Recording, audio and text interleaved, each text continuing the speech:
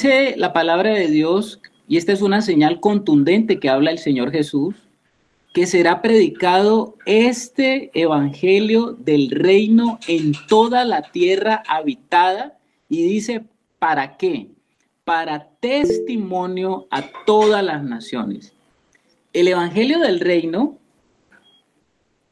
vamos a hablar de eso un poquito. El evangelio del reino, usted ha escuchado que la Biblia habla acerca del evangelio de Dios. El evangelio de Dios es uno.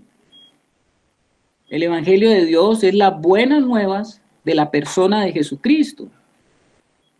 Pero si nosotros vamos a tratar de entender a qué se refiere la palabra cuando específicamente se habla del evangelio del reino, nos vamos a dar cuenta de una cosa, que el evangelio de Dios pudiéramos nosotros verlo como desde dos perspectivas. A ver, ¿cómo así desde dos perspectivas? Es como que cuando si se hablara del evangelio de Dios, nosotros tuviéramos una moneda, ¿no?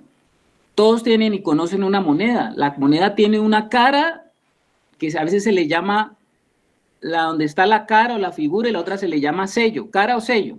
Una moneda tiene dos partes. Cuando nosotros estamos hablando del evangelio del reino, que hace parte del evangelio de Dios, no estamos diciendo que no tiene que ver con el evangelio de Dios, hace parte, pero es la otra parte del evangelio de Dios. Yo no sé si me estoy haciendo entender.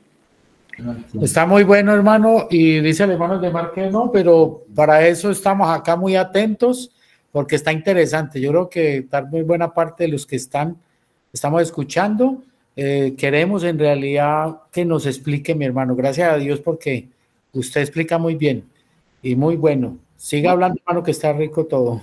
Bueno, vamos a ver. El evangelio del reino es una de las caras de esas dos monedas.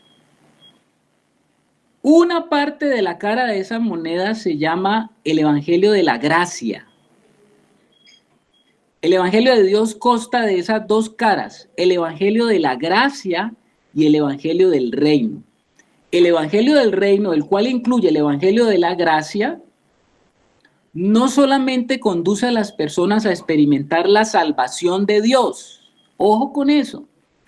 Porque cuando usted predica el evangelio para que las personas sean salvas, usted les está hablando de todo lo que tiene que ver con el evangelio de la gracia. ¿Gracia qué es?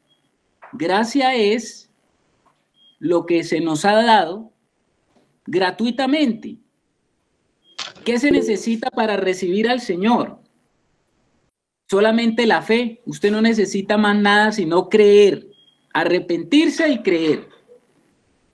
Entonces el evangelio de la gracia nos habla de todo lo que tiene que ver con la salvación. En el evangelio de la gracia se nos recalca el perdón de los pecados, se nos habla sobre el arrepentimiento, se nos habla sobre la obra redentora de Dios, se nos habla sobre la importancia de tener la vida eterna. ¿Hasta ahí estamos? Es cuando usted le comparte a una persona, lo lleva a Cristo, le comparte que es necesario que esa persona llegue al Señor, que venga al Señor, que entre por las puertas de la salvación, porque el Señor va a hacer con él algo nuevo. Y se habla de todos los beneficios que están relacionados con la gracia. Mire usted, voy a llevarlo a usted allí un momentito sin que usted se vaya a perder. Lo voy a llevar a usted a Hechos 20 para que usted vaya a Hechos 20, 24. Hechos 20, 24. Y ahí el que está hablando es el apóstol Pablo, ¿no? En Hechos 20, 24. No se pierda, hermano, de lo que estamos hablando, ¿no? Hechos 20, 24. ¿Qué dice ahí Hechos 20, 24? Si alguien lo quiere leer, bien pueda, hermanos. Hermano Adelmo, epa. 20:24. ¿Sí? Sí, amén. Hechos 20:24. Dice así, la palabra del Señor. Pero de ninguna cosa hago caso ni estimo preciosa mi vida para mí mismo, con tal que acabe mi carrera con gozo y el ministerio que recibí del Señor Jesús para dar testimonio del Evangelio de la gracia de Dios. ¿Qué dice ahí, Elmo? Que Pablo estaba, ¿de qué les había hablado a estos hermanos allá en Mileto? ¿De qué les había hablado? Del Evangelio de la gracia de Dios. Del Evangelio de la gracia de Dios. Pero váyase a Hechos 14:22, por favor.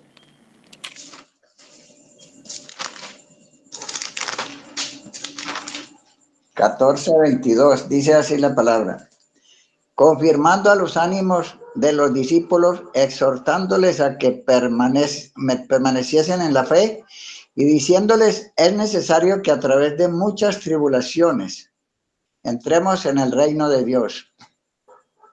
¿Qué diferencia uno puede notar en eso que estaba diciendo Pablo primero y ahora lo que está diciendo Pablo? Primero dice que la gracia es algo gratuito, es algo no merecido, es algo que yo recibo, es algo que se me da por arrepentirme y creer, es algo que me es otorgado, algo que viene con el nuevo nacimiento.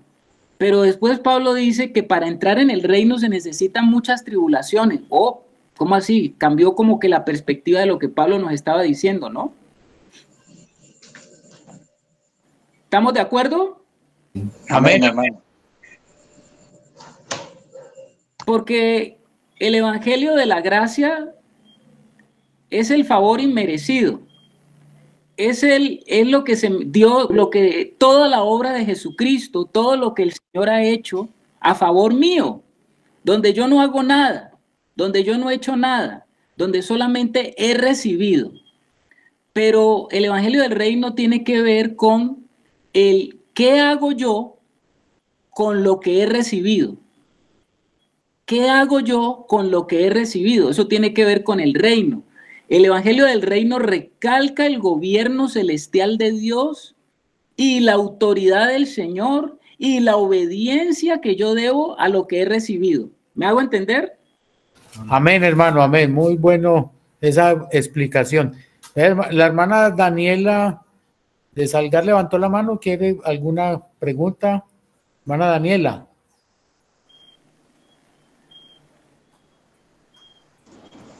No, hermano, se me fue la manito, pero no todo muy bien por el momento. Ah, bueno, hermana. Bueno, ahí a la hermana se le fue la mano, listo. Entonces, voy a decirles esto. El mensaje del Señor Jesucristo, ¿cómo le parece a usted que el mensaje principal y el grueso del Señor no estaba centrado en la gracia de la salvación o que nos hablara de la salvación? Jesús habló muy poco acerca de la salvación. Él dijo, claro, habló sobre la salvación. Pero ¿sabe sobre qué fue lo que el Señor centró su mensaje? Sobre el reino. El reino. Él estaba interesado en que todos los que los escucharan a Él entraran en esa dimensión de vida, la dimensión del reino. Ahora, cuando usted oye la palabra reino, como yo le decía ahora al inicio, puede que para usted no sea muy significativo, porque nosotros no estamos relacionados con los reinos hoy en día, nosotros estamos relacionados con las democracias. Pero todo reino se caracteriza porque tiene un rey que es totalmente el que gobierna. El rey es el que en ese reino tiene la primera y la última palabra. Entonces, cuando hablamos del reino de Dios, estamos hablando de la soberanía de Dios que tiene sobre todas las cosas y cómo cuando yo vengo a Él tengo que entrar a experimentar esa soberanía y ese gobierno. Porque pueda que yo sea cristiano y reciba la salvación, pero mi corazón no está sometido al Señor todavía. Mi corazón está sometido bajo mi propio reinito. Porque en mi vida yo estoy haciendo las cosas como a mí me parecen, como a mí me gustan, como yo las quiero. Y resulta que cuando llegamos al Señor, hasta creemos que el Señor viene a ser parte de nuestro reinito y que Él viene a nuestra vida para que nosotros seamos los satisfechos en todas las necesidades que nosotros creemos que tenemos. Y entonces creemos que Dios viene a nuestra vida como el genio de la lámpara mágica. Y creemos que Dios viene a nuestra vida para darnos todo lo que nosotros consideramos como lo que es bueno, agradable, perfecto, lo que el mundo considera como el bienestar. Y entonces traemos a Dios y viene el Señor a nuestra vida y creemos, bueno, de eso se trata, que Dios haga lo que yo quiera que se haga para que mi vida sea totalmente feliz y bienaventurada. ¿Cómo le parece?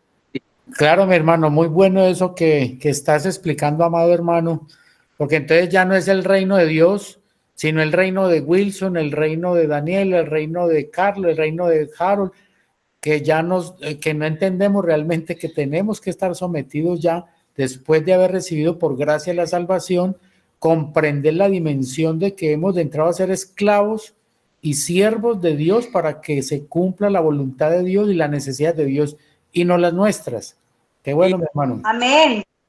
Exactamente, hermano Wilson. Llega de pronto un tiempo en la vida del cristiano que se da cuenta de que no toda la tierra y todas las cosas y los hombres de la tierra giran alrededor suyo, mi hermano. En ese tipo de reino que nosotros tenemos, nos mantenemos viviendo la vida como el concepto que había en la Edad Media acerca de que la Tierra era el centro de todo el sistema solar. Así se pensaba, ¿no? Se pensaba que el Sol, los planetas, la Luna, todo giraba en torno a la Tierra, que la Tierra era el centro del universo. Problema mayúsculo se metió Galileo cuando dijo que no era así, que nosotros no éramos el centro del universo. Se dio cuenta Galileo que era al revés, que la Tierra era un planeta de los otros y que girábamos era alrededor del Sol. A él lo excomulgaron por decir eso, porque eso era lo que se pensaba. Y nosotros cuando venimos al Señor creemos que todo orbita a nuestro alrededor y que todas las cosas que Dios tiene para nosotros orbitan alrededor de nuestros deseos, de todo lo que nosotros queremos, deseamos, anhelamos, amamos. Y resulta que en esa infancia espiritual, claro que entramos al Señor y venimos al Señor y nacemos como niños espirituales. Y el Señor se goza de ver a los niños que piden y está bien. Pero un día nos vamos a dar cuenta de que nosotros no somos el centro. Ni que la iglesia ni que yo estoy en la iglesia para que la iglesia gire alrededor mío, ¿no? Porque a veces también vamos a reunirnos y a congregarnos como hermanos.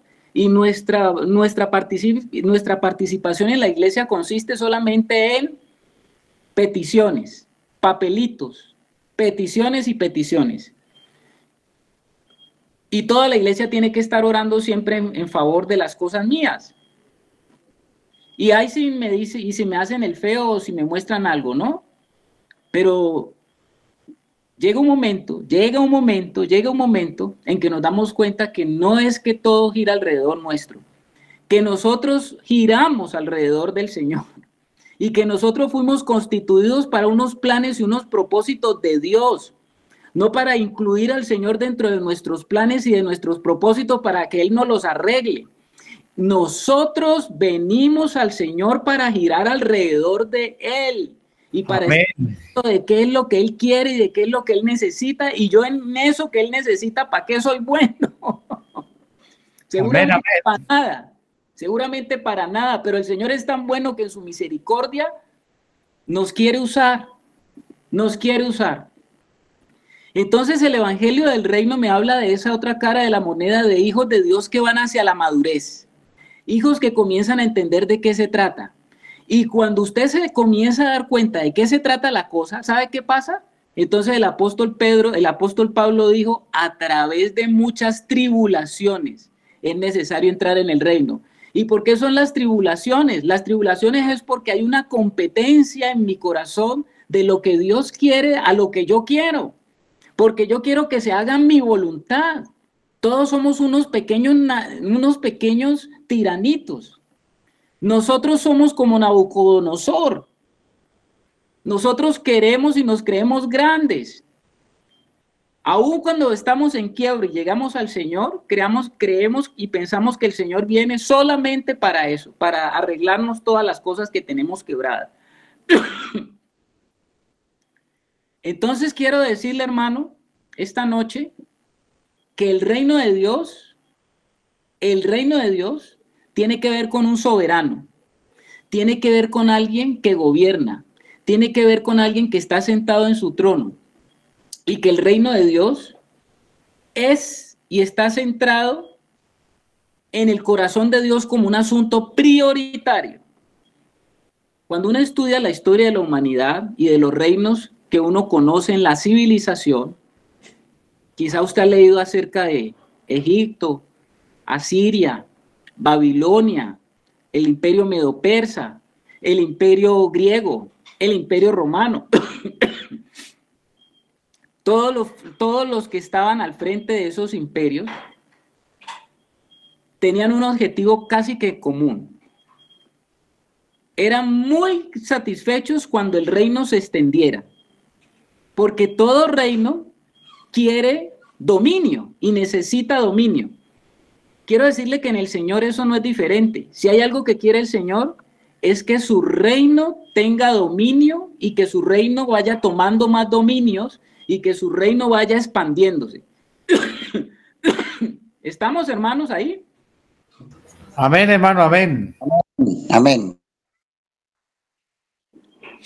Y el Señor dice que antes de que Él venga, antes de la segunda venida, antes de que venga el fin, será predicado ese el evangelio del reino. La iglesia por casi 2000 años se ha especializado en hablarnos del evangelio de la gracia. Y está bien, porque la gracia nos abre la puerta de la salvación. Pero el objetivo del evangelio no es que nos quedemos parados en la puerta de la salvación. Ese apenas es el inicio. La salvación es el inicio. Porque la pregunta sería, ¿para qué Dios me ha salvado? ¿Para qué Dios me ha salvado? Porque cuando yo entro por las puertas de la salvación, yo voy avanzando, hermano, voy avanzando, y a medida que voy avanzando, voy creciendo. Y me doy cuenta de que los hijos de Dios tienen que entrar en la dimensión de lo que es la vida del reino. Si usted es un hijo de Dios y no entra en la vida del reino, usted será un hombre con la gracia de Dios que no sabe para qué se le ha dado todo lo que se le ha dado. Usted vivirá su vida como un niño espiritual, y si no avanza hacia lo que el Señor tiene para su vida, usted morirá en esa infancia espiritual. Oiga, estamos diciendo cosas de un grande calibre. Amén, hermano, muy cierto, mi hermano, porque en realidad te cuento que, hermano, uno, desde los años que llevo en el Señor, cuando empecé mi vida en el año 86, bueno, uno entra a una iglesia, como fui en mi caso, y uno simplemente la vida era de asistir a los cultos, y todo era como en torno de ir y volver a casa, ir y volver, y con el tiempo fui sintiendo en mi corazón que eso no me iba a llevar a ninguna parte, que eso no tenía sentido, ya después de llevar 15 años, y finalmente no darme cuenta que en realidad no estaba creciendo, que no estaba comprendiendo realmente el llamado que Dios había hecho a mi vida. Y finalmente ahora vamos mirando, a medida que vamos madurando, el Señor nos ha salvado en realidad con un propósito, mi hermano, de no ser de pronto creyentes de banca. Usted me parece que menciona de nuca, creo que dice usted. Bueno, por ahí levantó la mano la hermana Sami. Hermano Carlos, una pregunta. ¿Vas a profundizar sobre la tribulación? Porque pues estás hablando que es el reino de la gracia, pero el reino de Dios ya involucra tribulación. Creo que fue la palabra del versículo. A través de muchas tribulaciones entramos en el reino. Si tú te refieres, si voy a hablar de la gran tribulación como tema escatológico, no, Sammy, no voy a hablar de la gran tribulación. No, de la otra tribulación. Ya de cada uno. La palabra habla de tribulaciones, dice Pablo, ¿Qué son tribulaciones? A ver, ahí tenemos a nuestro hermano didáctico del diccionario, mi hermano Aldemar, que él siempre nos tiene el encuentre su significado con el hermano Aldemar. Ya. ¿Qué significa tribulación? Eso. Mi hermano ya lo tiene identificado. Listo, hermano, dice aquí. Sinónimos de preocupación, congoja, pena, sufrimiento, tristeza, aflicción, amargura, angustia, tormento. ¡Wow! Entonces Pablo nos está diciendo que a través de muchas angustias, a través de muchas penurias, a través de muchas aflicciones que en el mundo cristiano se conocen como pruebas, a través de muchas pruebas nosotros comenzamos a entender de que es necesario que esas cosas sucedan para avanzar en la realidad de la vida de Dios en mi vida. Que si no hay eso, que si esas cosas no ocurren, que esas cosas son necesarias para que yo pueda avanzar hacia la madurez. Porque cada que a mí me pasa algún corte de una uña, alguna caída del pelo, entonces yo ya estoy preocupado y creo que esa es la gran tribulación. Y creo que qué terrible lo que me está pasando, ¿por qué Dios es así? ¿Por qué estas cosas son así? No, si yo soy ¿por qué estas cosas me están sucediendo a mí? ¿Qué tiene Dios contra mí? Y entonces creemos que los problemas, las situaciones difíciles, no hacen parte de la vida cristiana. Si usted quiere experimentar eso, tiene que ir a la iglesia Pare de Sufrir, mi hermano. Porque allá sí todo el día le están vendiendo esa idea. Y hay muchas personas que se quedan allí enganchados y creen que la vida cristiana es eso, Pare de Sufrir. Pues hoy le quiero decir de que la vida cristiana no es Pare de Sufrir, sino que la vida cristiana es, como dice el Santiago, gozaos cuando os halléis en diversas pruebas. Todo lo contrario a lo que hemos creído. Entonces de pronto algunos me dirán, pero este hermano está hablando de un evangelio ahí como arrastrado, de ¿qué es esto? De masoquista, el hermano Carlos.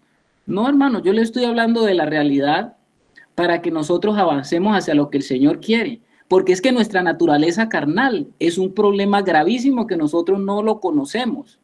Y en la medida que nos vamos viendo envueltos en la vida de Dios, nos damos cuenta de que la naturaleza carnal es terrible. Nos damos cuenta de lo terrible que es el pecado.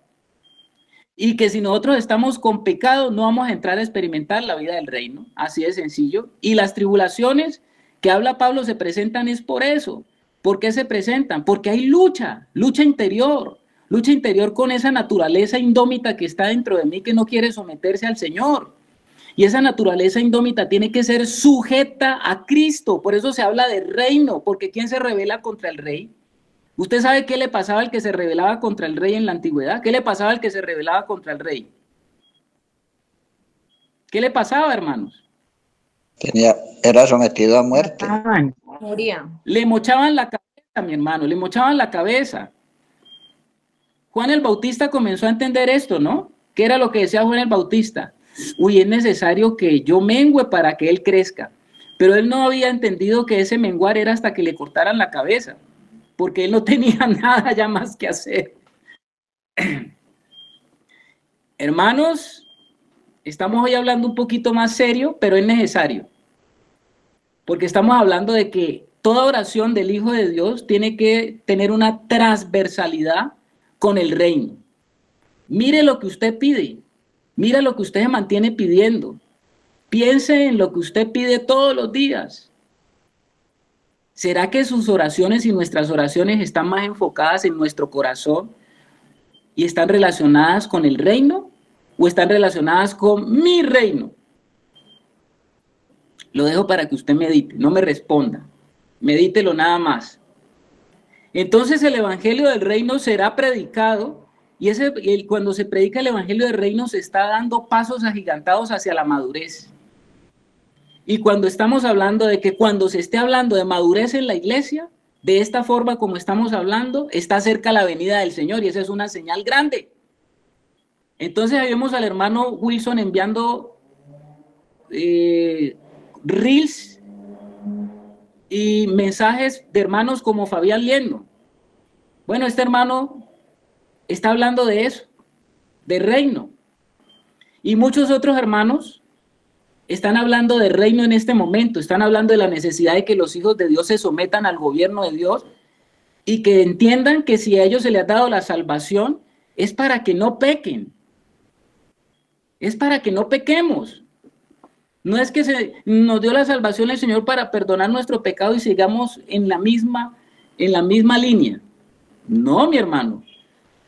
Tenemos que pararnos, tenemos que levantarnos y comenzar a tener dominio. Dominio, porque cuando hablamos de reino estamos hablando de dominio. ¿Estamos? Amén. Amén, hermano. Muy bien. Y quiero agregar como unos versículos a esto que, hermano, tú hablas. O sea, que la iglesia, que estamos empezando a tener esa luz, nos está dando luz el Señor con respecto a que estamos siendo llamados realmente a salir de esa infancia espiritual para que vayamos a esa madurez. Y por eso dice, yo reprendo y castigo a todos los que amo. Sé pues celoso y arrepiéntete. He aquí yo estoy a la puerta y llamo. O sea, hay un llamado del Señor a nosotros, que si alguno de nosotros quiere oír la voz del Señor, ahí abre esa puerta, entraré a él, cenaré con él y él conmigo. O sea, es como el mensaje de estos tiempos que Dios nos está haciendo a la iglesia, que despertemos, despiértate tú que duermes y levántate entre los muertos y te alumbrará Cristo. Es necesario que el evangelio del reino sea predicado, que tengamos que entender que ya, como dicen Hebreos, debiendo ser maestros soy niños, y eso es una exhortación a la iglesia, mi hermano. Sí, mi hermano, eso que usted acaba de leer que está en Apocalipsis, que es la carta a la iglesia a la Odisea. He aquí estoy yo a la puerta y llamo. Durante muchos años se creyó, o más bien, todos nosotros nacimos espiritualmente, seguramente dentro del contexto de ese pasaje, porque nos predicaron ese pasaje y creíamos que ese mensaje de ese pasaje era para los inconversos. He aquí yo estoy a la puerta y llamo, si alguno oye abre la puerta, yo entraré a él, cenaré con él y él conmigo. Eso está dentro del contexto de una amonestación que el Señor hace a la iglesia de la Odisea. Le está hablando a cristianos. Y nosotros estamos en este momento desde los años 70 predicando ese pasaje como si fuera para inconversos. Y resulta que el Señor hace rato le está tocando la puerta a la iglesia para que los hijos de Dios lo dejen entrar al Señor a tomar el reino y la posición que Él se merece. Y para que podamos tener esa comunión íntima, que es lo que Él espera de unos hijos que han entrado en la dimensión del reino. Yo no sé si hasta ahí vamos bien. Bien, hermano, ¿cierto? ¿Vamos bien? Levante la manito, hermano. Sí, mi hermano, muy bien, gracias, hermano, todo muy claro y es una exhortación que nos lleva a reflexionar y a tomar muy en serio, en realidad, este caminar con el Señor.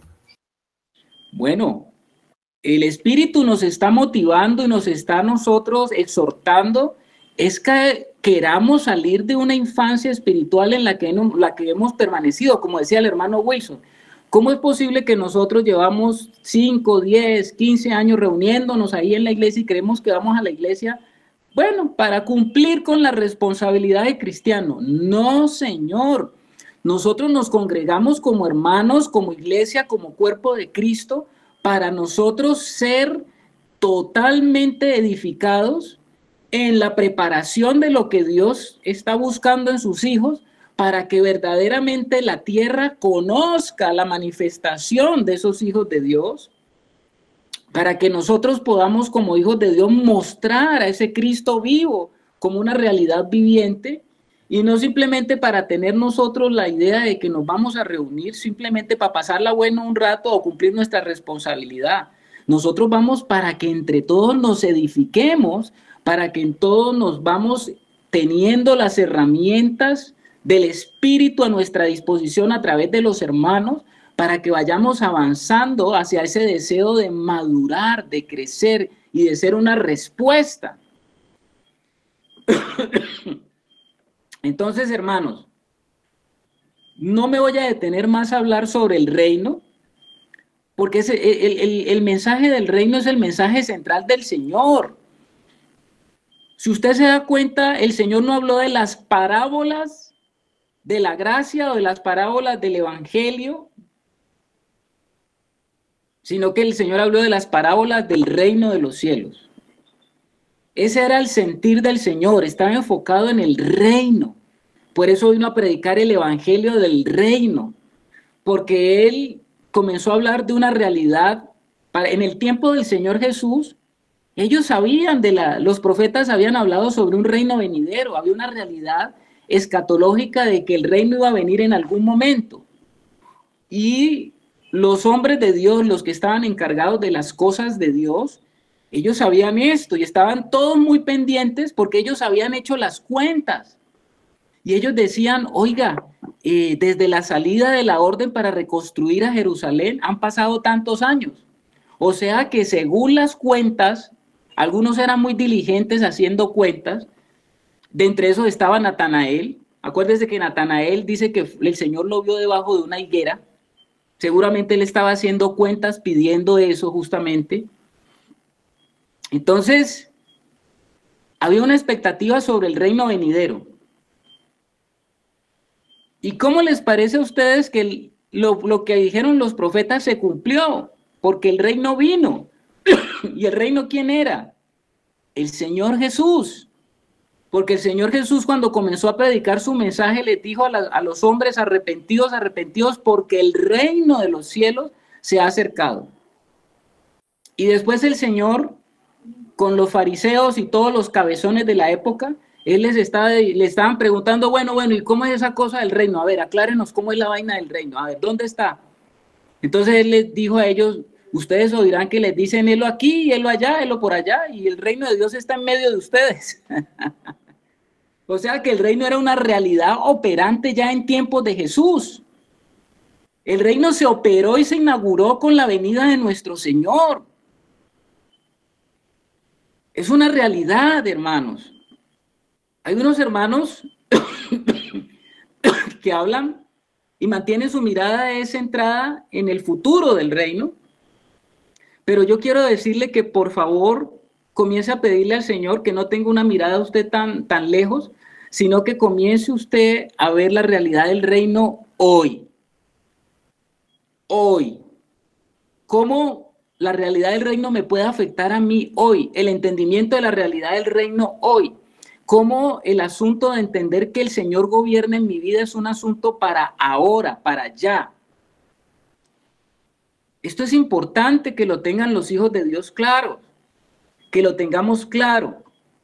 Y cuando usted comienza a entender el reino, cuando usted comienza a entrar en esa dimensión del reino, que hay una realidad escatológica del reino para después de la perfección de ese reino, pues claro que sí. Pero es necesario que ajustemos nuestra realidad ahora, porque es necesario. Entonces, ¿para qué estamos orando que venga tu reino? Porque era una oración desde hace 2000 años, que venga tu reino. Entonces, como que estaríamos diciendo, no, pues el Señor nos puso a orar una cosa que no cumplió y que cumplirá después. Eso no tiene sentido.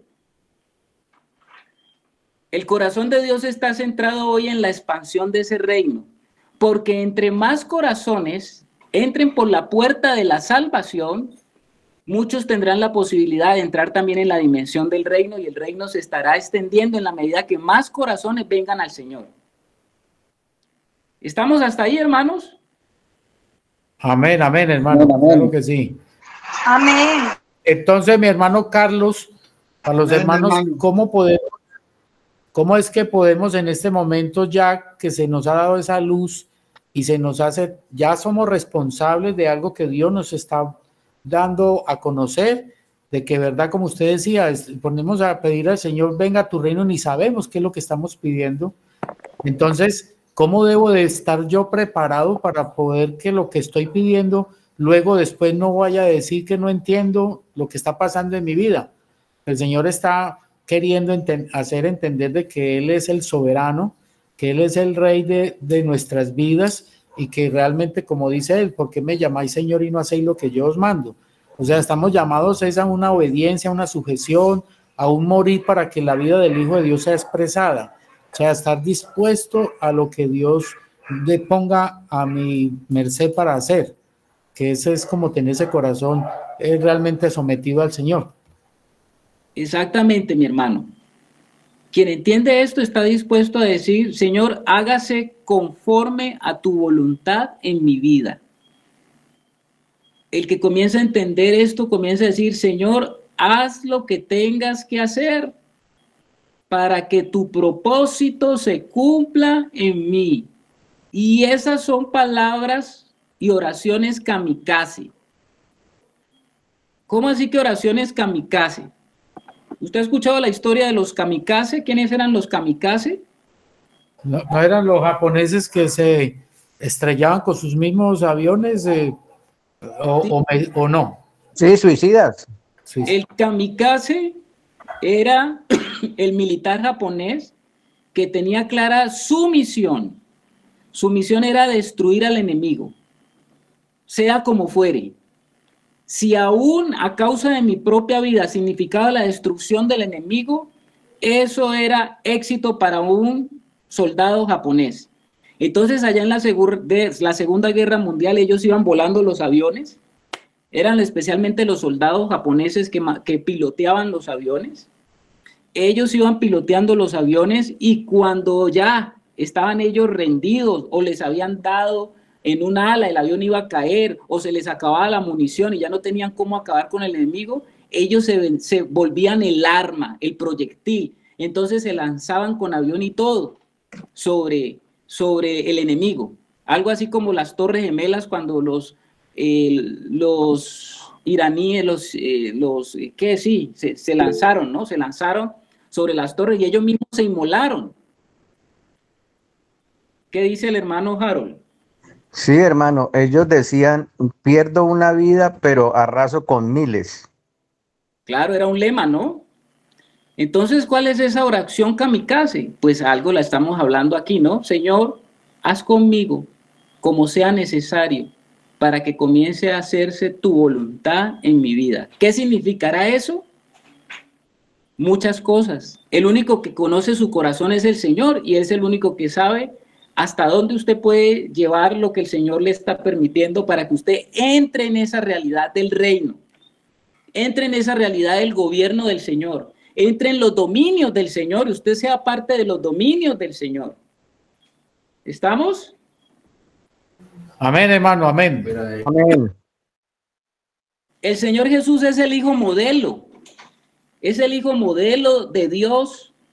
Porque ¿cuál era la complacencia? A ver, ¿cómo le parece a usted que el Señor Jesús comenzó su ministerio a los 30 años, público, su ministerio público? Y dice que en ese ministerio público del Señor, cuando él fue bautizado por Juan el Bautista, dice que cuando él era bautizado vino una voz del cielo que dijo, este es mi Hijo amado en quien yo tengo complacencia. Le hago la pregunta a usted, hermano, a los de la sala y a los de la presencialidad. Hasta ese momento, ¿qué obra pública había hecho Jesús? Ninguna, hermano. Entonces, hasta los 30 años, en su realidad espiritual y en su intimidad con el Padre, ¿qué era lo que él había estado cultivando? Una relación de sometimiento al Padre en todas las cosas. Y entonces, cuando ya fue el tiempo, el Padre da testimonio de que su Hijo lo complace. ¿Lo complace en qué? En hacer lo que él le había pedido hasta el momento. Jesús había podido comenzar el ministerio a los 12 años, porque Jesús la tenía clara. A los 12 años el Señor declaró, en los negocios de mi Padre me es necesario estar. Él ya sabía para qué era su misión. Sin embargo, tuvo que demorar otros 18 años para poder él entrar en la obra de Dios, en el ministerio de la obra de Dios, pero todo el tiempo anterior, él estuvo creciendo en esa relación con el Padre, entender, vivir, experimentar la vida de Dios en su vida. Y él es el Hijo de Dios en el cual el Padre se complace. Por eso la vida de Jesús estaba enfocada en el reino, porque si hay algo, si usted quiere conocer la voluntad de Dios, la voluntad de Dios está centrada, como todo gran monarca, en extender su reino. ¿Cómo le parece a usted? ¿Estamos, hermanos? ¿Estamos? Amén. Amén, amén. El reino de Dios, por eso es que el Señor dice, buscad primeramente el reino de Dios y su justicia. Ah, pero es que los hijos tienen la salvación y ellos creen que ya, listo, ya somos salvos, siempre salvos, vamos a disfrutar, vamos a tocar la lira cuando nos vamos para el cielo, vamos a estar felices, contentos, y todo el Señor me lo da, todo el Señor me lo otorga, porque yo ya entré en Jesucristo y yo no importa cómo lleve mi vida, sigo mi vida peleando con cosas que están allí en mi vida, sigo siendo sometido por cosas, sigo esclavizado a pecados, sigo esclavizado a deseos y anhelos de mi corazón que nada tienen que ver con lo del Señor. Las intenciones de mi corazón me están jalando para hacer muchas cosas que yo quiero hacer, aunque yo le aplique y diga que eso es para Dios. Entonces tengo que ser purificado porque muchas de las cosas que yo digo que son para Dios no es para Dios, es para mí.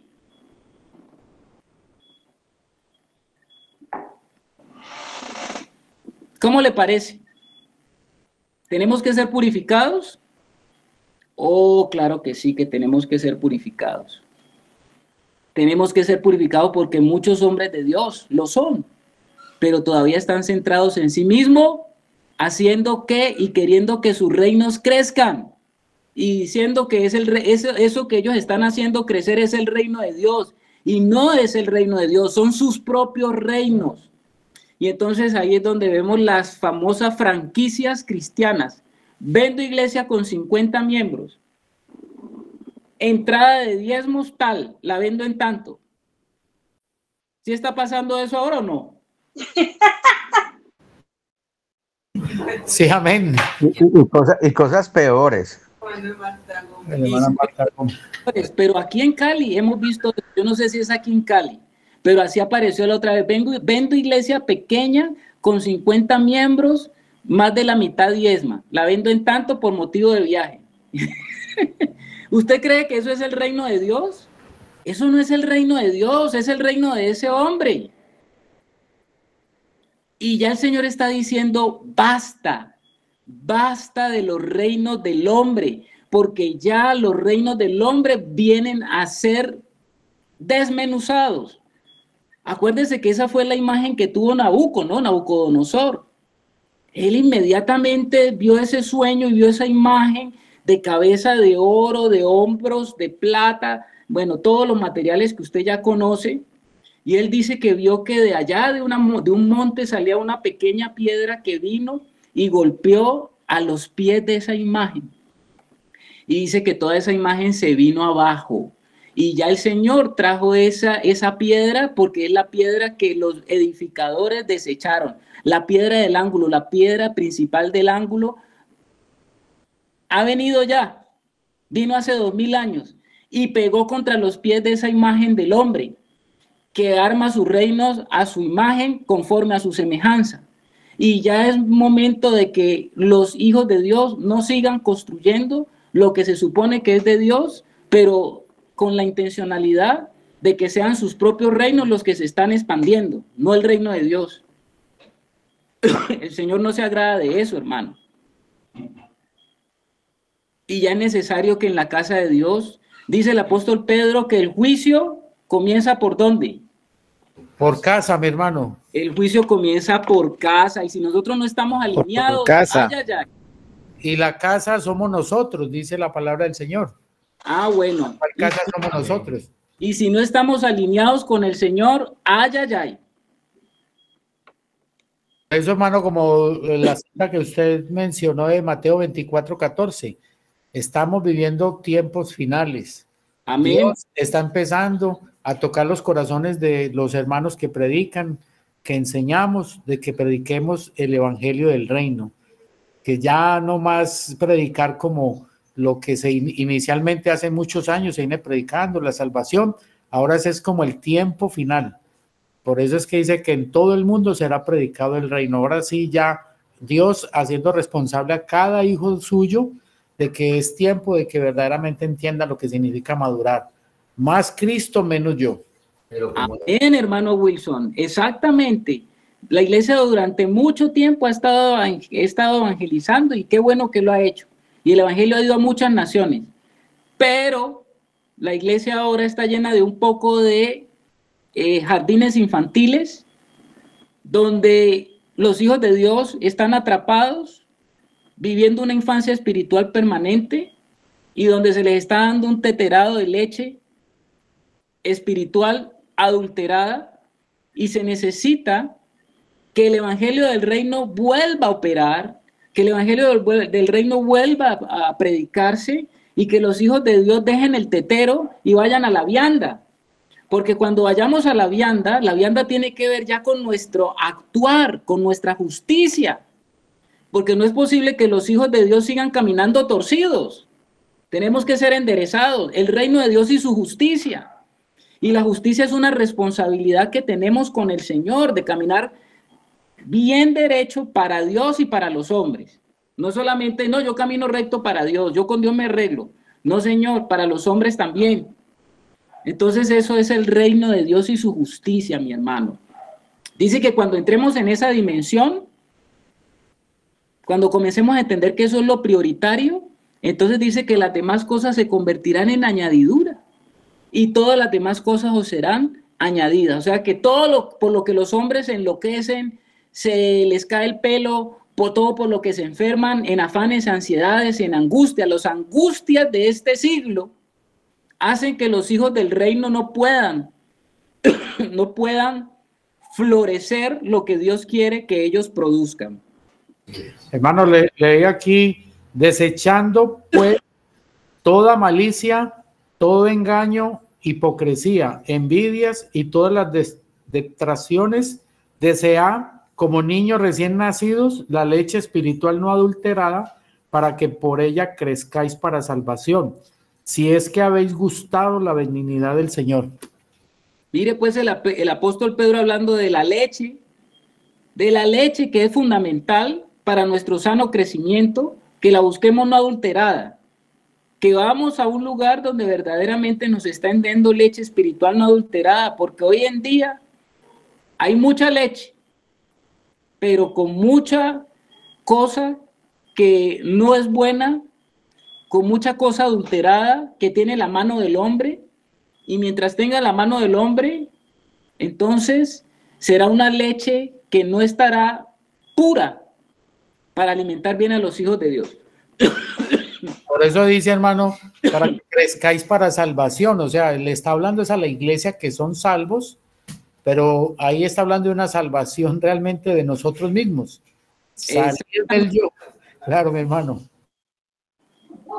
A ver, ¿qué tal les parece si es necesario entonces que entendamos un poquito acerca del reino?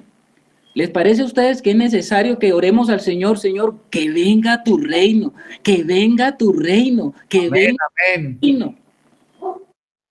¿Será necesario? Yo creo que sí. ¿Qué tanto entendemos ese reino? Pues bueno, hermano, sí, el hermano Javier levantó la mano. Bien, pues hermano, de pronto esta vez te podamos escuchar.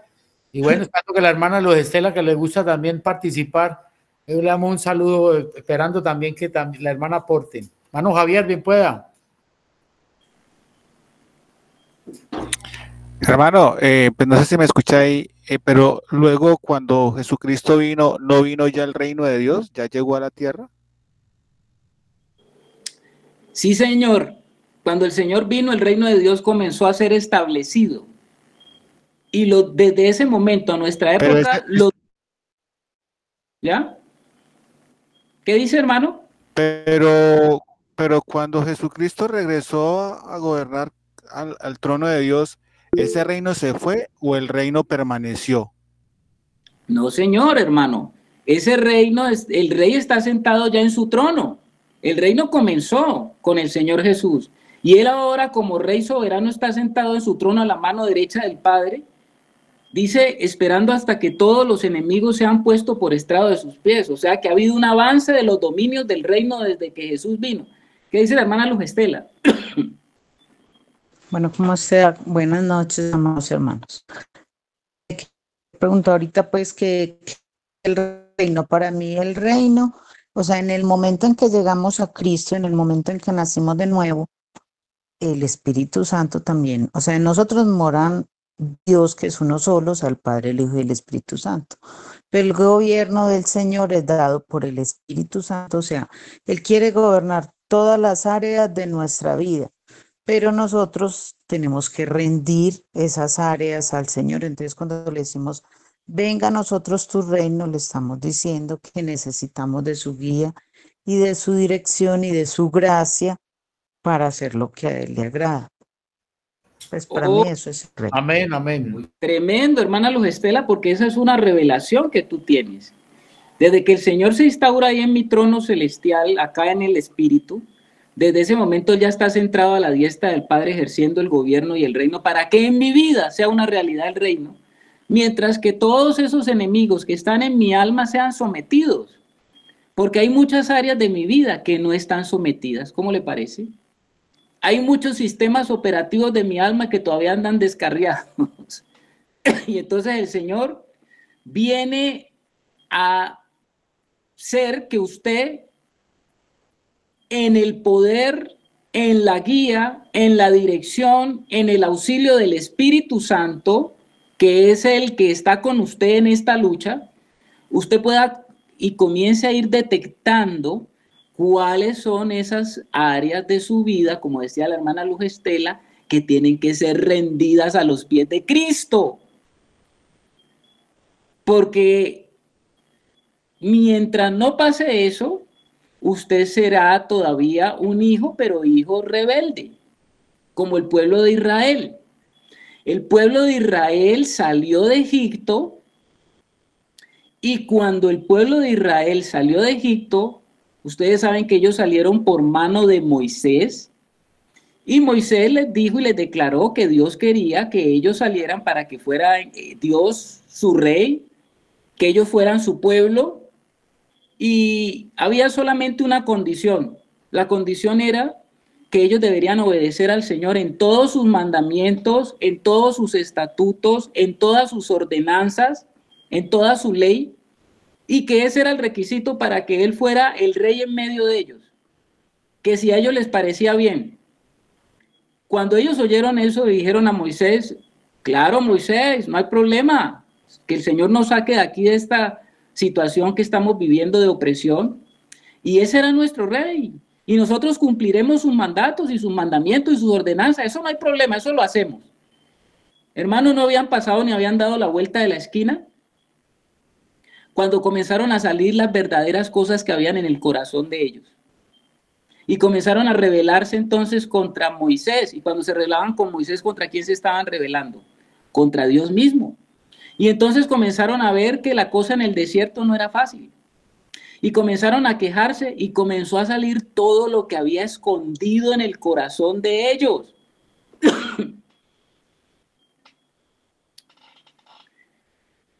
Vamos a hablar un poquito aquí de una cosa. La primera noción específica que el pueblo de Dios tuvo de reino fue cuando ellos eran esclavos en Egipto. Muy interesante esto. Hasta ese entonces ellos no sabían nada de reino. Hasta ese entonces ellos habían sido un pueblo de pastores nómadas. Ellos habían sido un pequeño pueblo, no eran tan grandes. Ellos fueron llevados a Egipto. ¿Y qué era Egipto?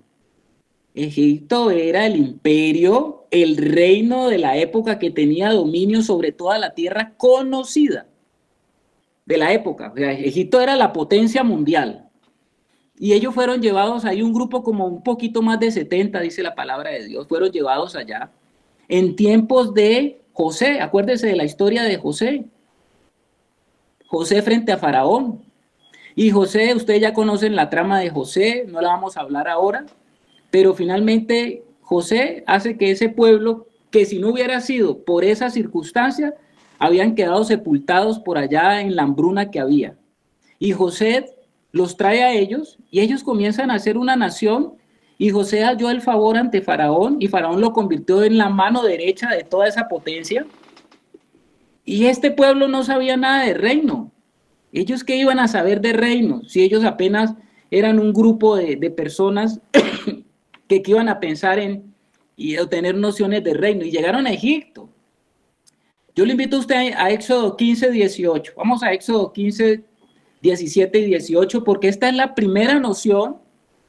Esta es la primera noción que Dios les da a ellos proféticamente. Proféticamente, Dios les comenzó a hablar de qué era lo que Él quería con ellos. ¿Ya estamos? Lo hermana Luz Estela levantó la mano. Bien, para hermana. Gracias, sí. Dice, tú los introducirás y los plantarás en el monte de tu heredad, en el lugar de tu morada que tú has preparado, oh Jehová, en el santuario que tus manos, oh Jehová, han afirmado. Jehová reinará eternamente y para siempre. Amén. Ven, hermana Luz Estela. ¿Qué aprendemos de allí, hermanos? ¿Qué aprendemos de allí? El Señor dando visión espiritual, ¿no? Dándole visión espiritual a un poco de grupo, a un grupo de personas que ya habían salido de manos de los egipcios. Ya el Señor los había sacado. Y el Señor proféticamente, porque este es un cántico que se conoce como el cántico de Moisés y María, que era un cántico altamente profético. Él ya los estaba diciendo qué era lo que él esperaba y qué era lo que Dios esperaba con su pueblo. Dios esperaba que él era el rey y que él quería hacer de ellos una nación que estuvieran sometidos al reinado. Pero ya ahora vamos a ver otra revelación. Esta es la primera, ¿no?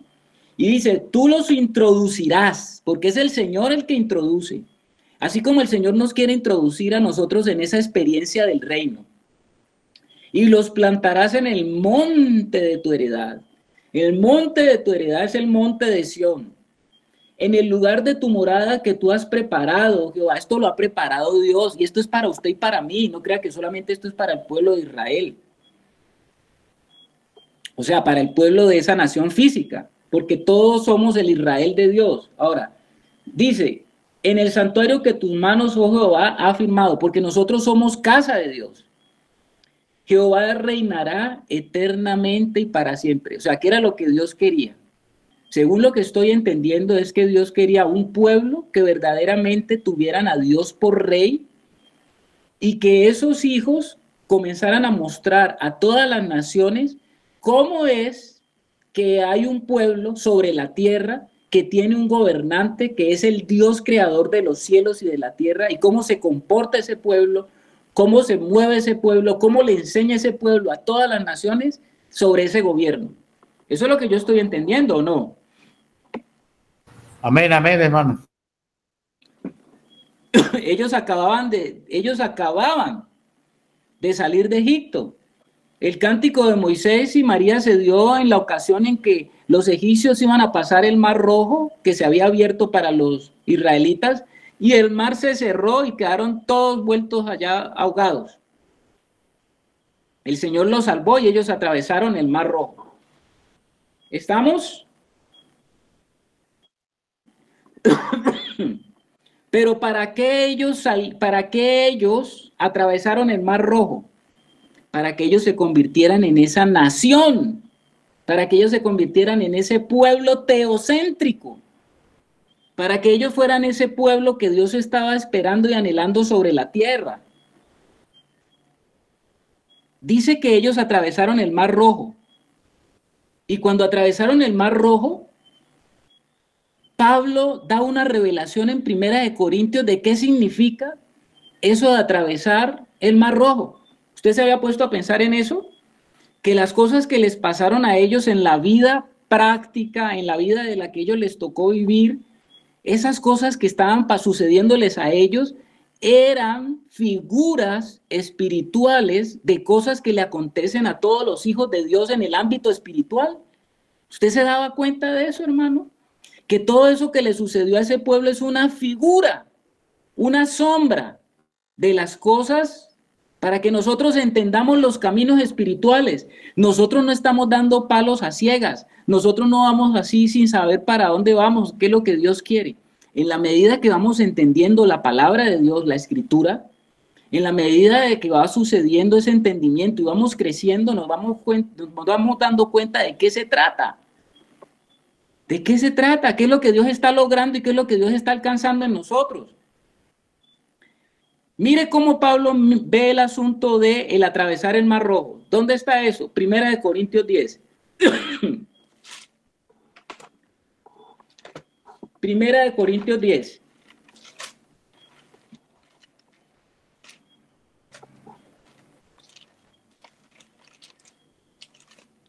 ¿Ya estamos?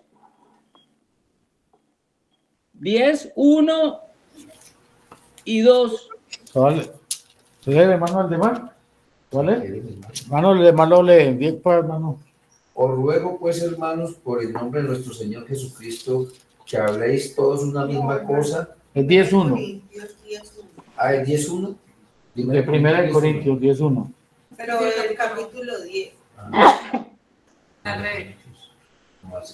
Primera de Corintios 10, el capítulo 10. Si quieres lo leo. Léalo, hermano. ¿Qué? Lo leo 10.1. 10.1 y 2. Porque no quiero, hermanos, que ignoréis que nuestros padres todos estuvieron bajo la nube y todos pasaron el mar.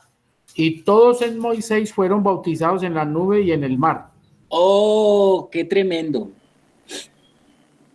Mire que ahí está Pablo dándonos y hablándonos sobre principios espirituales en nuestra vida como hijos de Dios. A ellos les sucedió un evento, Dios los sacó de Egipto y ellos experimentaron un primer bautismo. Y ese primer bautismo tenía como finalidad mostrarles a ellos que habían sido liberados de Egipto. ¿Qué representa Egipto, hermanos? A ver, los estudiosos, los exégetas, los que están allí atentos. ¿Qué representa? El pecado. Esclavitud. El mundo. El mundo. ¿Qué representa Faraón? El adversario. El adversario, Satanás. Sí. Hermano Nilton, qué bueno. Satanás, el adversario. Lo que está diciendo allí el apóstol es que cuando él miraba la figura de lo que le había pasado a los israelitas, él estaba entendiendo que ellos habían experimentado lo que nosotros conocemos hoy como el bautismo. Porque el bautismo es una realidad espiritual que tiene una representación acá simbólica. Pero es que el bautismo es el inicio de algo que marca un cambio. Y el primer cambio que ellos experimentaron como hijos de Dios es que fueron bautizados porque atravesaron el Mar Rojo, rojo tipificando la sangre, tipificando la redención, la sangre derramada en la cruz, representando que Cristo derramó su sangre y que los hijos de Dios quedan al otro lado, después de que atraviesan por la sangre, quedan al otro lado de lo que es el mundo y la influencia de Satanás en la vida del Hijo de Dios. O sea que ya Satanás no puede decir, este es mío, porque Satanás queda atrás, porque Egipto debe quedar atrás. Egipto representa el mundo y todo lo que representa el mundo que en la Biblia dice, los deseos, la vanagloria de la vida, los deseos de este mundo, todo lo que representa el mundo. Sí lo ha leído en Primera de Juan, ¿no? Y entonces dice que el Hijo de Dios es sacado de esa realidad para que entre en otra realidad a través del bautismo. El bautismo nos habla de salir de una condición para entrar en otra realidad, la realidad de Dios. Siempre que hablamos de bautismo, acuérdese de salir para entrar. Salieron de Egipto para entrar en una nueva realidad. Y ese bautismo nos habla de que nosotros tenemos que experimentar qué significa ese morir al mundo. Y resulta que Dios había preparado unas jornadas para ellos en el desierto. Y en esas jornadas en el desierto, ellos tenían que reconocer que Dios era su Padre, porque él ya les había dicho que quería ser una nación, y eso lo vamos a ver ahora, yo creo que ya no alcanzamos, pero él quería ser una nación, no de súbditos como todos los reyes de la tierra, porque todos los reyes de la tierra tienen súbditos, pero resulta que el Señor quiere tener un reino ¿de qué, hermano? ¿De qué? De sacerdotes. Exactamente, Nilton, de reyes y sacerdotes, reyes y sacerdotes. Esa no es una nación como las naciones de la tierra. No es una nación vertical donde el rey es el que manda que todos los demás sean súbditos y son mis oprimidos.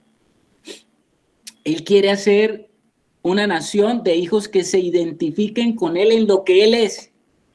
Y él quiere que todos sus hijos sean una nación de reyes y sacerdotes. Y esa nación tenía que mostrarse así al mundo. Pero mientras ellos iban atravesando el desierto, resulta que, aunque el Señor les había liberado de Egipto, Egipto iba en el corazón de ellos. Y entonces ellos estaban caminando por el desierto y se les ocurrían pensamientos como estos. ¿Quién nos diera a comer otra vez? Tan rico que comíamos en Egipto, ¿no? Resulta que allá en Egipto comíamos esas, ¿se acuerdan de esa comida, muchachos? Pescados al ajillo, camarones al ajillo. Cebollas, berros. Carne al burro, bistec encebollado. Pero ahora que estamos en este desierto, ¿qué es lo que comemos? Maná. Maná, maná, maná, todos los días maná, maná. No, pues, estamos aburridos de esta vaina. ¿Cómo así que vamos a estar comiendo maná todo el día? ¿Dónde están los puerros? ¿Dónde están las cebollas? ¿Dónde están los ajos? Estamos cansados de esta comida.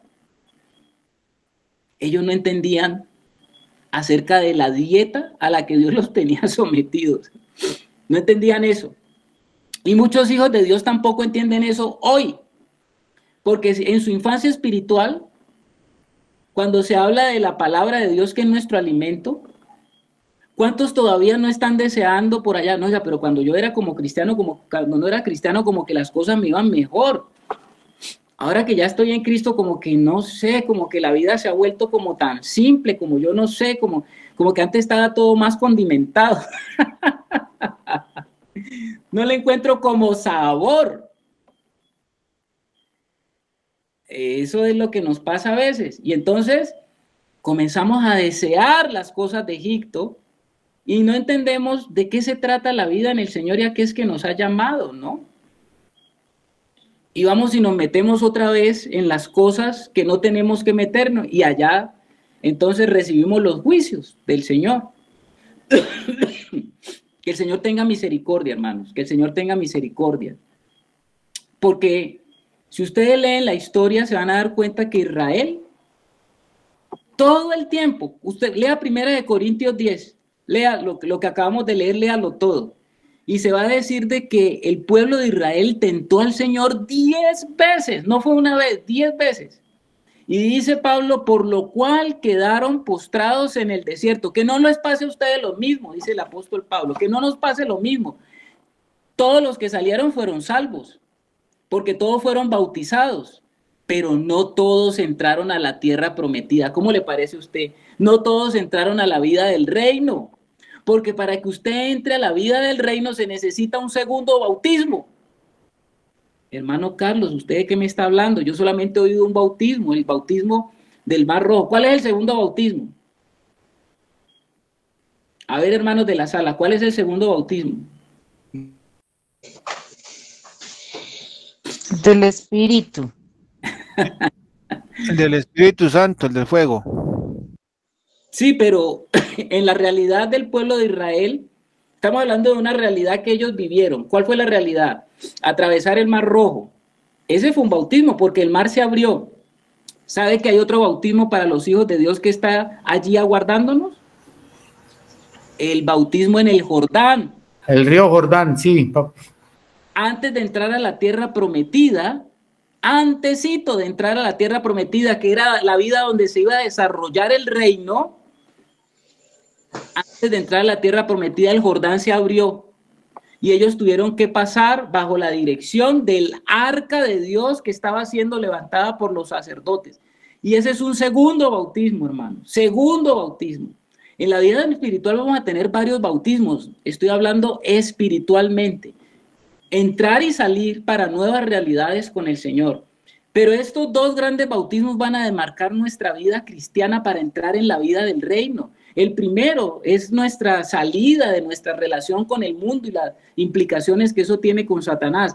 Pero el segundo, que es el bautismo de Jordán, tiene una significancia muy importante. ¿Usted sabe qué significa Jordán? Jordán. ¿Qué significa Jordán? Es el río, ¿no? Que pasa por todo Israel y que divide a Israel. Es un lugar físico. Pero ¿qué significa el nombre Jordán? A ver, Luz Estela. Creo que significa sumergir o descender. Eso, ahí sí. Jordán significa el que desciende. El que desciende. El Jordán era un río que nacía en los montes por allá de Hermón y descendía, iba descendiendo, atravesando toda la tierra de Israel. ¿Y sabe hasta dónde llegaba el Jordán? ¿Hasta dónde desemboca el Jordán? El Jordán desemboca en el Mar Muerto. En el Mar Muerto. Cuando nosotros hablamos de ese segundo bautismo, estamos hablando que acá morimos al mundo y a Satanás y a todo esto. Pero hay un segundo bautismo que tenemos que experimentar y es una segunda muerte. Porque en el primer bautismo morimos al mundo, a Satanás, a los estratagemas de Satanás, a los deseos de Satanás. Pero en el segundo bautismo tenemos que morir a nosotros mismos para que haya vida de reino. ¿Estamos, hermanos? Amén, amén, hermano. Hay que atravesar el Jordán en busca de la madurez. Pero entre el bautismo del Jordán, del Mar Rojo y el bautismo en el Jordán, hay 42 jornadas. Ahí vale la pena que tengan el libro en cuenta, el libro del hermano Gino, que para mí es uno de los mejores libros del hermano Gino, el libro de las jornadas. Y esas jornadas nos hablan de nuestro camino hacia la madurez. ¿Cómo le parece, mi hermano? Es necesario que nosotros entendamos en qué consiste esto de ser hijos del reino. Es necesario que entendamos y que tengamos claro qué es esto de orar en nuestras oraciones y que todas nuestras oraciones estén transversadas por ese deseo en el corazón de que venga tu reino, Señor. El primero tiene que ser una realidad. ¿En dónde tiene que ser primero el reino de una realidad? ¿En dónde? Nuestra vida. En cada uno de nosotros, porque yo cómo le voy a hablar a otro de reino, que Cristo gobierne en su vida, si Cristo todavía en mi vida no ha sido exaltado ni ha sido levantado como rey. ¿Ah? ¿Cómo le voy a hablar a otro de reino? Entonces un reino, hablar de reino tiene que ver con madurez. Yo ahora puedo hablar de la salvación, claro, porque yo fui salvado de Egipto, del mundo, de todas las cosas. Pero reino es otra cosa, hermano. Hoy no